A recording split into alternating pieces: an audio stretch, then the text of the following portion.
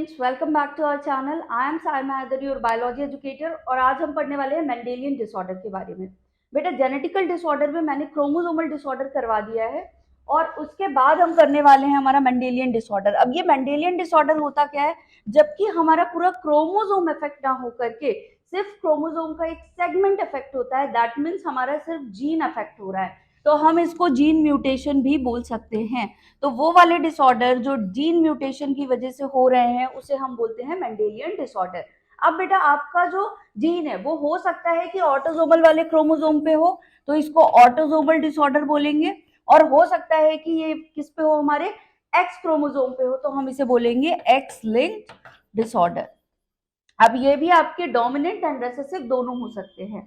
तो यहाँ पे बहुत सारे टाइप ऑफ हमारे डिसऑर्डर पाए जाते हैं, जीन म्यूटेशंस पाए जाते हैं, जिनकी वजह से अलग अलग जीन के डिफेक्ट की वजह से अलग अलग प्रॉब्लम अराइज होती है। तो हम वन बाय वन इसे पढ़ते हैं, ठीक है। द वेरी फर्स्ट वन जो हम पढ़ने जा रहे हैं बेटा, which is sickle cell anaemia. बेटा, इसके नाम में ही छुपा हुआ है, एनीमिया का मतलब होता है कि ब्लड लॉस हो रहा है, ठीक है। आरबीसी पे इफेक्ट हो रहा है, पहली बात। दूसरी चीज, सिकल सिकल हमारा जो आरबीसी का शेप है वो कैसा हो जाता है, सिकल सेल का हो जाता है। That's why we are called it as a sickle cell anaemia. अब देखो, यहाँ पे देखना क्या है कि जो हमारा हीमोग्लोबिन होता है, ठीक है, हमारा हीमोग्लोबिन जो है वो दो अल्फा और दो बीटा चेन से मिलकर के बना हुआ है। दो हमारे पास अल्फा है और दो क्या है, बीटा चेन है। और चार हमारे इसी से क्या अटैच होते हैं, आयरन अटैच होते हैं, ठीक है। अब ये जो आयरन है बेटा, इनके अटैच होने से क्या होगा, हमारा ऑक्सीजन की कैरिंग कैपेसिटी डिफाइन होती है कि जो भी हमारी बीटा चेन है या अल्फा चेन है, ये किसको अफेक्ट करती है, ऑक्सीजन की एफिनिटी को। इनसे पता चलता है कि कितनी ऑक्सीजन यहाँ पे कैरी होगी। अब अगर बेटा यहाँ पे बीटा चेन को बनाने वाला जीन क्या होता है, सिकल सेल एनीमिया में बीटा चेन जो बनती है उसके 6th पोजीशन पे, अगर मैं एन टर्मिनल से यहाँ पे प्रोटीन बनाऊं 1 2 3 4 5 एंड 6 वाला पोजीशन, तो बेटा जो ये 6 पोजीशन ऑफ बीटा चेन होता है, यहाँ पे एक अमीनो एसिड कोड होता है जिसको हम बोलते हैं गैप, ठीक है, GAG, जो कि कॉज करता है या बनाता है ग्लूटामिक एसिड। क्या बनाएगा, ये ग्लूटामिक एसिड बनवाएगा, ठीक है। बट यहां पे हो जाता है पॉइंट म्यूटेशन और इस ए की जगह पे आ जाता है यू। तो यहां पे देखो पॉइंट म्यूटेशन हो रहा है, किस वजह से प्रॉब्लम अराइज हो रही है, पॉइंट म्यूटेशन की वजह से। तो जब पॉइंट म्यूटेशन हुआ और ए की जगह पे यू आ गया, तो अब ग्लूटामिक एसिड ना बन करके यहां पे बनेगा वेलिन, ठीक है। तो अभी जैसे ही यहाँ ग्लूटामिक एसिड की जगह वैलिन बना, वैसे ही यहाँ पे दो प्रॉब्लम कॉज हो गई। पहला तो शेप ऑफ आरबीसी चेंज हो गया, शेप ऑफ आरबीसी जो था वो चेंज हो गया, और ये शेप कैसा हो गया बेटा, ऐसा सिकल शेप का हो गया, ऐसा सिकल शेप का हो गया, पहले बायकॉन्केव शेप का था। अब क्या होगा, इससे जैसे ही शेप ऑफ आरबीसी चेंज होंगे वैसे ही आपकी ऑक्सीजन की एफिनिटी जो है वो रिड्यूस हो जाएगी, oxygen affinity will be reduce, ठीक है। तो ये प्रॉब्लम अराइज होती है। अब देखो, यहाँ पे एक जीन था जो कि बीटा चेन को बनवा रहा था, उसकी वजह से अराइज होने वाले प्रॉब्लम दो हैं, शेप ऑफ आरबीसी भी चेंज हो गया है और ऑक्सीजन की एफिनिटी भी क्या हो गई है, डिक्रीज हो गई है। तो जब एक जीन दो या दो से ज्यादा इफेक्ट शो करता है तो that phenomena is known as प्लियोट्रोपिज्म।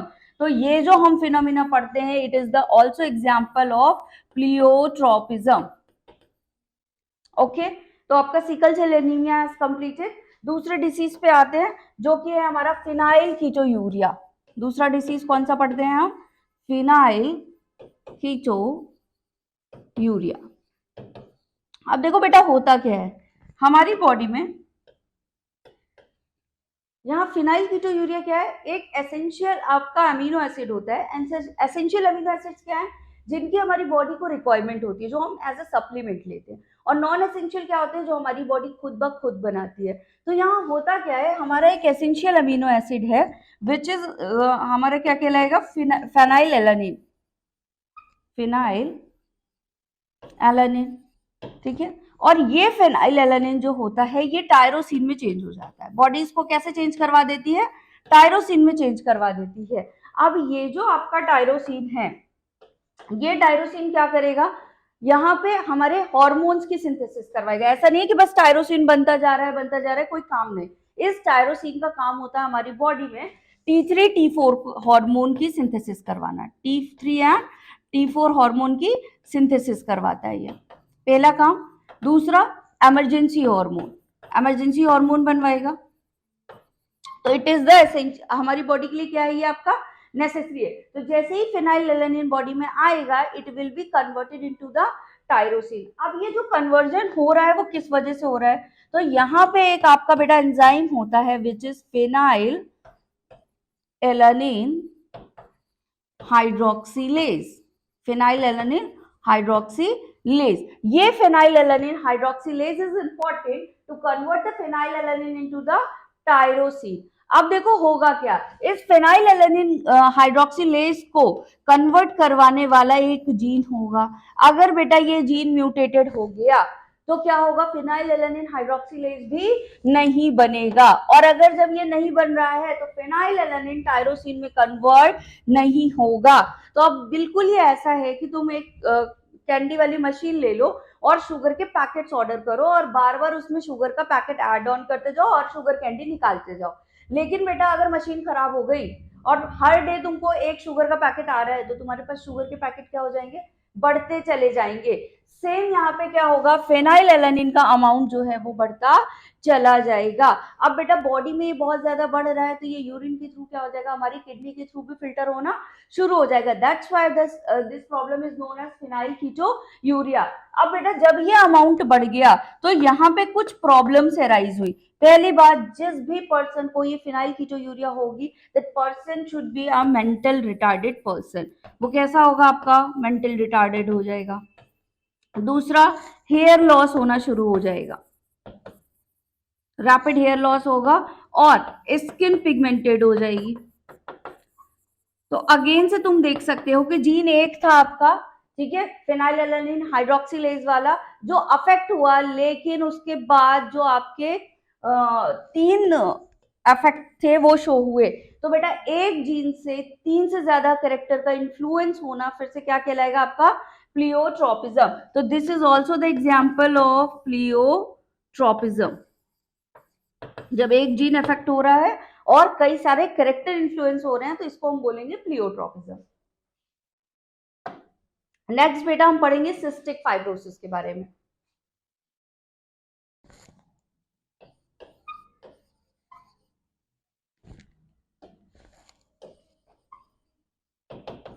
Cystic fibrosis. अब बेटा कुछ बातें इसमें, सिस्टिक फाइब्रोसिस को अफेक्ट करने वाला जीन होता है CFTR जीन। कौन सा जीन है यहाँ पे जो अफेक्ट हो रहा है, CFTR जीन। ये जीन अफेक्ट होगा। अब इस जीन का काम क्या है बेटा, तो ये चैनल्स बनाता है। क्या करता है ये, आपके वाटर एंड आयंस को बैलेंस करने के लिए चैनल बनाता है, ठीक है। अब देखो होगा क्या, सुना होगा कि म्यूकस होता है हमारी बॉडी में, ठीक है, हर जगह पाया जाता है बॉडी में म्यूकस। अब ये जो म्यूकस है वो किससे बना होता है, आपके ग्लाइकोप्रोटीन से बना होता है और वाटर से बना होता है। अगर बेटा CFTR जीन जो है वो डिस्टर्ब हो गए तो वाटर आयन का बैलेंस भी क्या हो जाएगा, बॉडी में डिस्टर्ब हो जाएगा। अब बेटा वाटर अगर कम है म्यूकस में तो जाहिर सी बात है म्यूकस कैसा हो जाएगा, थिक हो जाएगा। तो अगर ये वाला जीन अफेक्टेड हुआ तो आपका वाटर एंड आयन बैलेंस वाला चैनल भी डिस्टर्ब हो जाएगा, वाटर कम हो जाएगा, तो जो म्यूकस है वो क्या हो जाएगा बेटा, यहाँ पे थिक हो जाएगा। और ये म्यूकस क्या करने लगेगा, ब्लॉकेज करवाने लगेगा। कहाँ, आपके रेस्पिरेटरी ट्रैक्ट में या फिर आपके डाइजेस्टिव सिस्टम में या फिर आपकी जितनी एक्सोक्राइन ग्लैंड होती हैं उनमें। तो that phenomena is known as cystic fibrosis. Next बेटा हम पढ़ेंगे थैलेसीमिया के बारे में।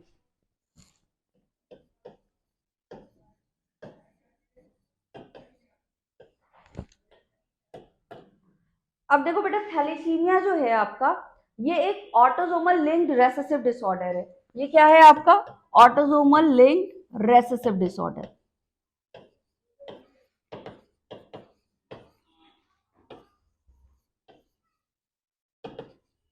अब ये जो ऑटोसोमल लिंक्ड रिसेसिव डिसऑर्डर है, इसमें होता क्या है, ये अगेन आपके हीमोग्लोबिन जीन को अफेक्ट कर रहा है। किसको इफेक्ट कर रहा है?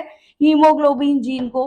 अब यहाँ पे होता क्या है, जो हमारी अल्फा और बीटा चेन है, ये क्या करने लगती है बेटा, इनमें जो जीन होते हैं ये क्या करेंगे, या तो एक जीन में म्यूटेशन हो जाएगा या काफी सारे जीन में म्यूटेशन हो जाएगा, जिस वजह से जो आपकी चेन है, अल्फा चेन या बीटा चेन, उनका अमाउंट कम हो जाता है, वो कम बनते हैं। तो जितना ज्यादा कम बनेंगे उतना ही ज्यादा ऑक्सीजन की एफिनिटी भी क्या हो जाएगी बेटा, रेड्यूस हो जाएगी, या जो आपका सेल का शेप है वो अच्छे से नहीं बनेगा। तो इसे हम बोलते हैं क्वांटिटेटिव डिसऑर्डर। इसे हम क्या बोलेंगे, अगर हम थैलेसीमिया की बात करें तो इसे एनसीईआरटी लिखती है क्वांटिटेटिव, क्योंकि यहाँ पे हो क्या रहा है, जो आपकी अल्फा या बीटा चेन है वो या तो नहीं बनती या तो फिर कम बनने लग जाती है। अब यहाँ पे होता क्या है बेटा, इसके दो टाइप पढ़ते हैं हम, अल्फा थैलेसीमिया और दूसरा पढ़ते हैं हम बीटा थैलेसीमिया। अब देखो, अल्फा थैलेसीमिया के लिए दो जीन रिस्पॉन्सिबल हैं आपके, कौन कौन से, HbA1 और HbA2। ये दोनों जीन क्या करते हैं, आपके रिस्पॉन्सिबल होते हैं, which are lie on the chromosome number 16। किस पे पाए जा रहे हैं ये, आपके क्रोमोसोम नंबर 16 पे। लेकिन बीटा थैलेसीमिया के लिए केवल एक ही जीन रिस्पॉन्सिबल है, जिसको हम बोलते हैं हमारा HbA जीन। यहाँ पे केवल एक ही जीन रिस्पॉन्सिबल होता है, जिसको हम HbA जीन बोलते हैं, जो कि हमारा पाया जाता है कहाँ, क्रोमोसोम नंबर 11 पे, क्रोमोसोम नंबर 11 पे पाया जाएगा।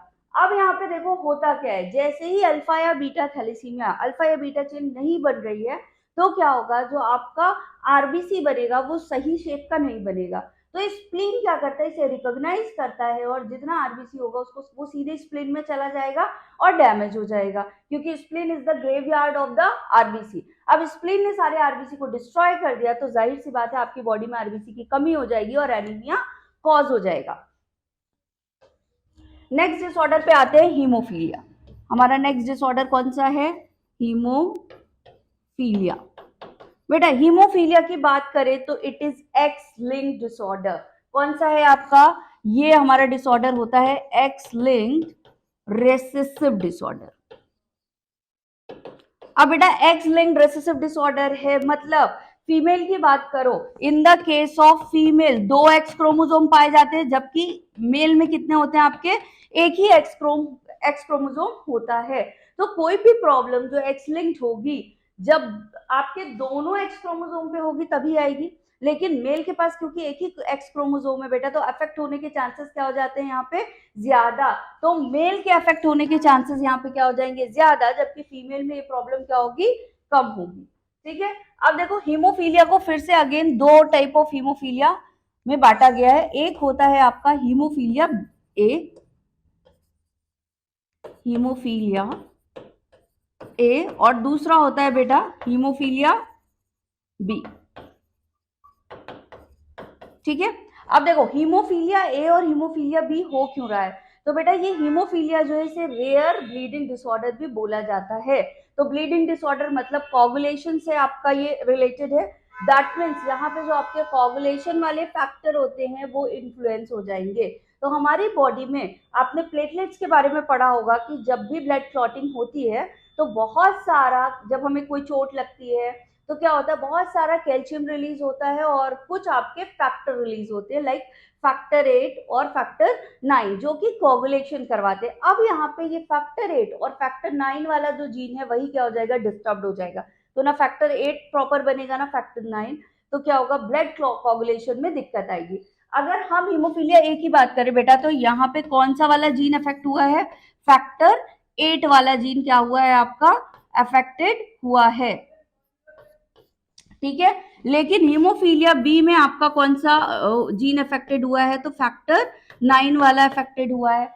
अब यहाँ पे याद कैसे रखोगे, ए पहले आता है बी बाद में, 8 पहले आता है 9 बाद में, तो ए के साथ 8 और बी के साथ 9। ठीक है। अब इस फैक्टर 9 को हम क्रिसमस फैक्टर भी बोलते हैं बेटा। क्या बोलते हैं इसको, क्रिसमस फैक्टर भी बोलते हैं। तो ये आपका क्या कहलाएगा, क्रिसमस डिसीज भी कहलाता है। तो अगर क्रिसमस डिसीज के नाम से क्वेश्चन आता है तो भी वो हीमोफीलिया बी के बारे में पूछ रहा है। ठीक है। लास्ट हम पढ़ेंगे बेटा कलर ब्लाइंडनेस।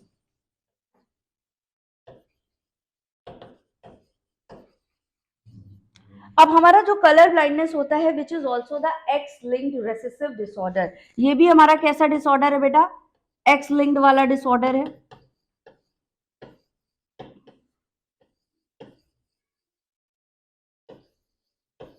अब बेटा ये भी आपका रेसेसिव है, मतलब इसके लिए दोनों के दोनों क्रोमोसोम इन्फ्लुएंस होने चाहिए।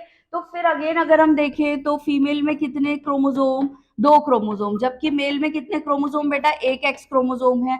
तो यहाँ पे जब तक दोनों पे ये अफेक्ट नहीं होगा तब तक प्रॉब्लम नहीं अराइज होगी। लेकिन जब ये क्या हो जाएगा आपका दोनों पे अफेक्ट, मतलब मेल में आपका क्या कर रहा है, एक ही एक्स क्रोमोसोम है, तो एक एक्स क्रोमोसोम में प्रॉब्लम आई तो भी कलर ब्लाइंडनेस हो जाएगा।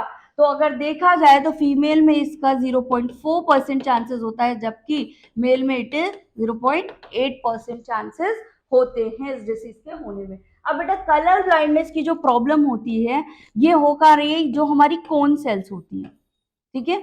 ये कोन सेल्स क्या करती हैं, कलर प्रोड्यूस करवाती हैं, रेड एंड ग्रीन। बेसिकली ये प्रॉब्लम का सबसे ज्यादा कलर कौन सा प्रोड्यूस करवाएंगी, रेड एंड ग्रीन कलर। तो अब यहाँ देखो हो क्या रहा है, ये जो हमारी कोन सेल्स हैं इनके वाले जीन क्या हो जाएंगे, यहाँ पे कोन सेल्स वाले जीन क्या हो गए, यहाँ पे म्यूटेटेड हो गए। तो जो रेड एंड ग्रीन कलर बनने के चांसेस होंगे वो भी क्या हो जाएंगे, कम हो जाएंगे। तो the person who is suffering from the colour blindness is not able to see the red and green colour properly, ठीक है। तो उसको कलर डिस्टिंग्विश नहीं हो पाता। तो ये सारे ही आपके क्या थे, हमारे मेंडेलियन डिसऑर्डर थे। अब इस मेंडेलियन डिसऑर्डर में हमने 2 डिसऑर्डर पढ़े बेटा, एक हमने पढ़ा था ऑटोजोमल वाला, ठीक है, 2 ही पढ़े हमने, ऑटोजोमल रेसेसिव आपकी एनसीईआरटी ने दी हुई है, और दूसरा दिया हुआ है बेटा कौन सा आपका, एक्स लिंक्ड रेसेसिव।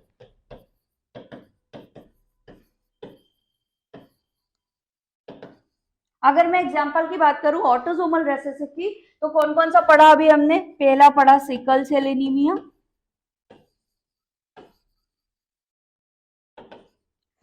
दूसरा हमने पढ़ा बेटा कौन सा आपका, फिनाइल कीटोयूरिया,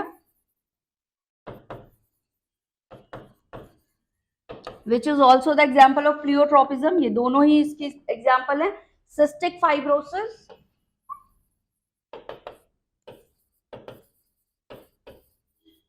और एक पढ़ा हमने क्या, थैलेसीमिया के बारे में। तो ये 4 के 4 आपके कौन से वाले हैं, ऑटोसोमल लिंक्ड रेसेसिव डिसऑर्डर, ठीक है। एक्स लिंक्ड रेसेसिव में हमने 2 पढ़े, एक पढ़ा हीमोफीलिया और दूसरा क्या पढ़ा बेटा हमने, colour blindness. Sickle cell anaemia के बारे में एक बात और बताना चाहूंगी मैं कि बेटा सिकल सेल एनीमिया को तुम देखो तो ये कैसा है आपका, रेसेसिव, ये सारे रेसेसिव वाले डिसऑर्डर है। दैट मींस रेसेसिव डिसऑर्डर हमेशा जनरेशन में एक तो 25% एग्जिस्ट करता है। दूसरी बात बेटा रेसेसिव डिसऑर्डर के लिए एक ट्रिक याद रखना कि जब आपके दोनों पेरेंट्स इन्वॉल्व होंगे तभी ये रेसेसिव डिसऑर्डर आएगा, ठीक है। तो यहाँ पे अगर मैं बोलूं तो ये जो हीमोग्लोबिन था आपका, ठीक है, हीमोग्लोबिन में अगर मान लो ये ए वाली कंडीशन होगी कि जब दोनों ही जीन कैसे होंगे आपके रेसेसिव वाले पाए जाएंगे तभी ये डिसऑर्डर होगा।